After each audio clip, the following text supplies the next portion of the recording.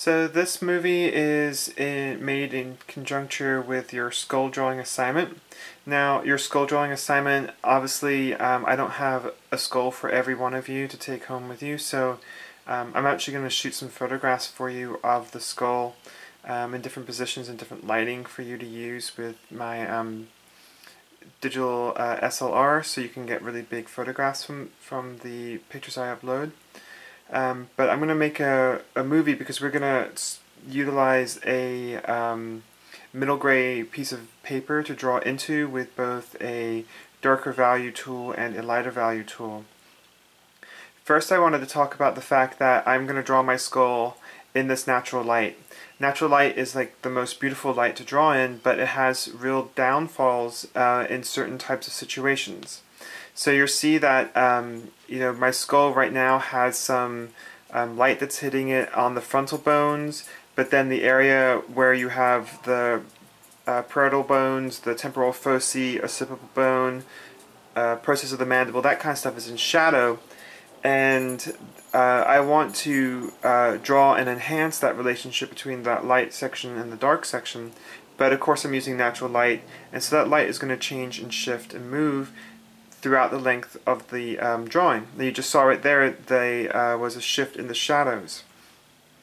So natural light can be somewhat elusive, but it's also a great way to see your values and gives off a beautiful tone.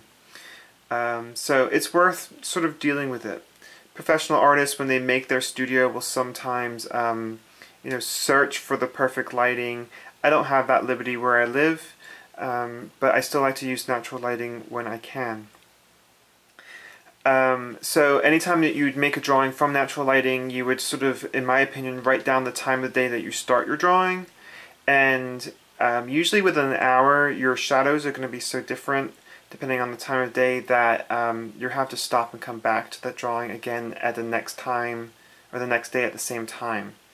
So this is a perfectly applicable way to work, and I think a very great way to work. Also because it breaks up your drawing period, so you're not drawing and overworking one mistake again and again and again for an extended period of time. So anyway, so I'm going to turn the camera over to the paper and we'll talk about that. So I'm going to begin the drawing first with an analysis of my composition. So I'm going to gesture in with a light mass approach, the skull, and also the horizon line.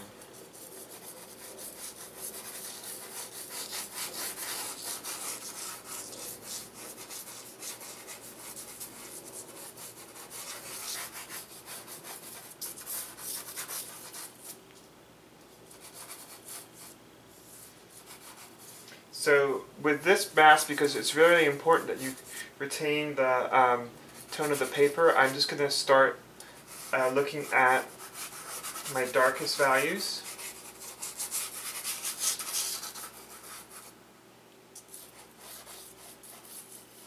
Because we don't want to lose the tone of the paper as our middle gray values.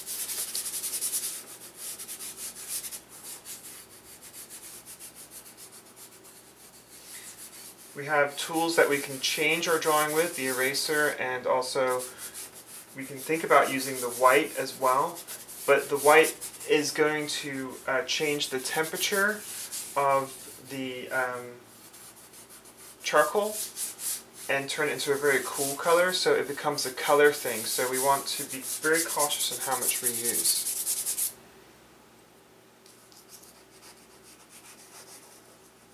So once I have in like a basic mass gesture, and I did it a little differently from what we've been doing in class. I didn't make the silhouette, I just sort of made a generalized gestural shape and then started looking at the negative spaces. So now I can start to look at some of these more specific places where I see bones.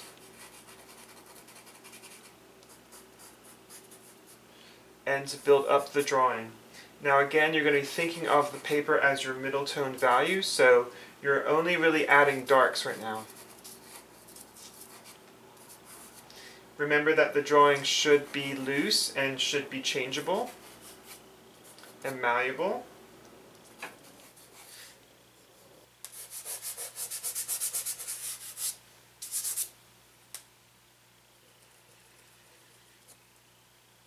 So I'm going through and using my eraser to sort of start to make adjustments to my drawing. And remember that my basic principles in drawing are that things are always malleable and always changeable.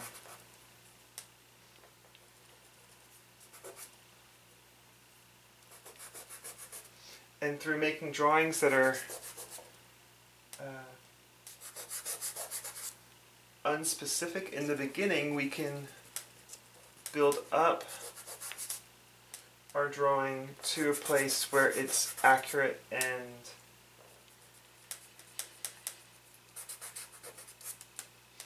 has that specificity.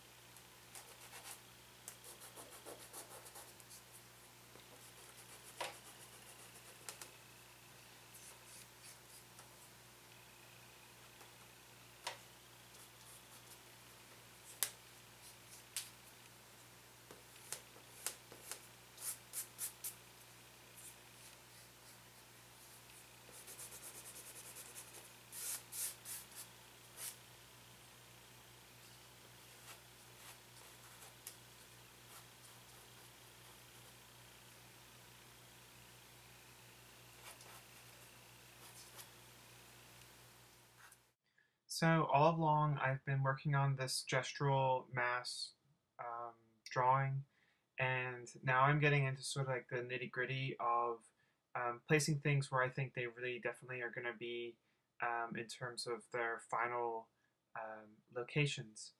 Now I've been measuring actually all along, but I've been using my charcoal tool during that establishment of the gestural drawing. So now you actually see me take out my measuring stick that we've been using in class and my charcoal pencil so that I can get a more precise edge. And I'm going to go through and correct the drawing through measuring and sighting, just like we've been doing already in our drawing activities. So now you see me just going through in this sped up footage um, and adding in more darks, subtracting out lights with my eraser. So again, this process requires you to consider the tone of the paper as your light or midtone value. And so in that case, then the darkness will be added with your charcoal, light will be lifted out with your eraser. I use a mixture of kneaded eraser and white plastic eraser throughout the whole drawing. And still, you notice I have not yet gone to the white charcoal. That's being reserved for the very final stages of the drawing. So you'll see me just go through here, and I'm going to continue to subtract the light out of the drawing and add in my darks with my charcoal.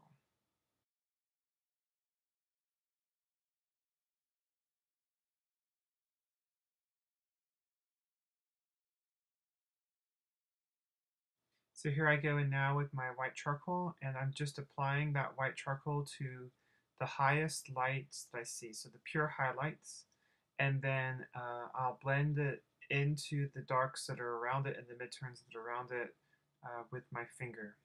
So that white charcoal is only used at the very end of the drawing.